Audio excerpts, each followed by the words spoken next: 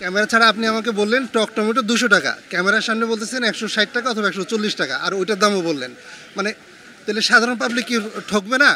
সাধারণ পাবলিক আমি তো নতুন ভাই, জানি না, আরেকজন মিরপুর 6 নম্বর বাজারে ক্রেতা বুঝে দাম ঠিক করেন সবজিওয়ালারা।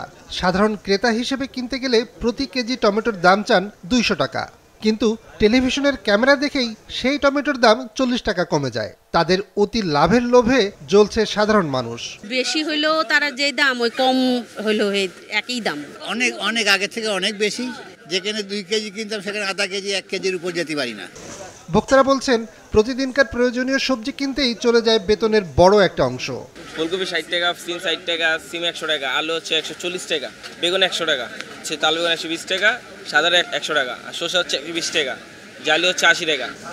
একটু দূরে মিরপুর 11 নম্বরে গলির ভেতরের অস্থায়ী বাজারে এসব সবজির দাম আবার তুলনামূলক কম।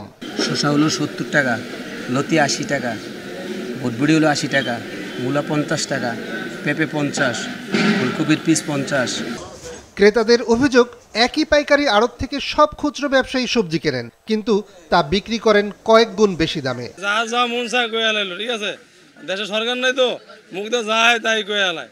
অভিযোগ, খুচরা দোকানীদের অতি মুনাফার কারণেই দাম বেশি। উচ্চ মূল্যের চক্র থেকে বেরিয়ে আসতে রাজধানীর মিরপুর এলাকায় শুক্র ও শনিবার আড়ত থেকে সবজি কিনে তুলনামূলক কম দামে বিক্রি করছেন কয়েক তরুণ। এটা আমরা আসলে বাজার নিয়ন্ত্রণের জন্য করছি। আমরা গাড়ি ভাড়া রেখেও 5 টাকা করে আমরা প্রফিট রাখি। তারা যদি প্রফেশনালি দেখে 10 টাকা করে রাখলেও পাবলিকের সমস্যা হয় না। প্রত্যেকটা এলাকাবাসী যদি এরকম একটা উদ্যোগ নেয়, লাগলে আমরা 2-1 দিন দেখে দিয়ে আসবো, ওইখানে আমরা করব।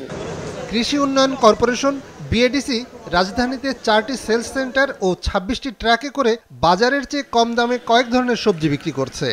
বাজারে হলো আলু হলো 80 টাকা 75 টাকা এরকম কেজি, এই জায়গায় হলো 30 টাকা কেজি। বাজারে থেকে অনেক কম দাম ভাবি। হ্যাঁ হ্যাঁ হ্যাঁ।